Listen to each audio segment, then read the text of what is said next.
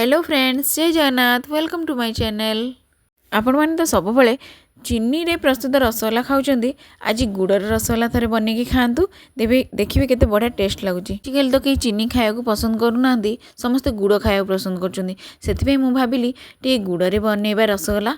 चलतु तार प्रिपरेशन करवा।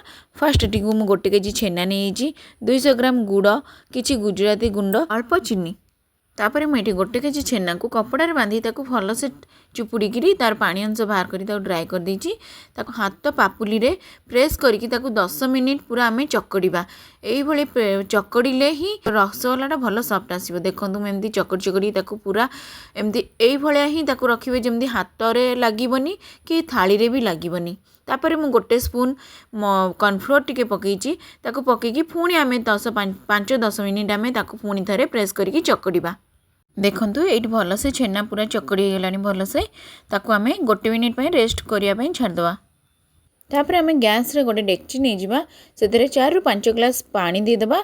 तापर आम से गुड़ जो थिला से गुड़ को पकईकी आम मिक्स करदेबा, भल से फुटेबा। से आम किसी गुजराती गुंड नहीं जावा आउ अल्प चीनी। चीनीटा टिके मिठा अंश मुझे यूज कर दरकार पकेबे, ना नहीं स्किप भी करें। तापर मुझे छेनार जो चकड़ा रखी से छोट छोट गुला करके मुझे बॉल बनाऊँगी रसगोला। तापर ये गुड़ पानी ये फुटीगला आमर। गुड़ पानी फुटीगला आम से फुटा पानी रे रसगोला सबुतक आम पकईकी से आम फुटा छाड़ा। देखंतु केमती रसगोलार सब बुड़ीकी रहा भाई देखा। आ रसगोला प्रस्तुत हो गले से ऊपर सब भाषब। आ देखो मो हाथ केमती चिकन अच्छी, ताहले जानवे हाथ माने रसगोला छेना चकटाटा पूरा परफेक्ट अच्छी। जितेबाला रसगोला फुटी आसला से जगह है से मुझे सांगे सांगे कौन कली ना गोटे कढ़ई बड़ कढ़ई को ट्रांसफर कर देकी पुणी भल से खोलारे मु फुटेली। आपड़ जिते रसगोला करेंगे से बड़ कढ़ई कि बड़ फर्चा डेक्ची ही करेंगे, ना जमारू जगह हेनी, ना अल्प अमाउंटर कले छोट डेक्ची ने। इथर रेडी होगा आमर गुड़ रसगोला।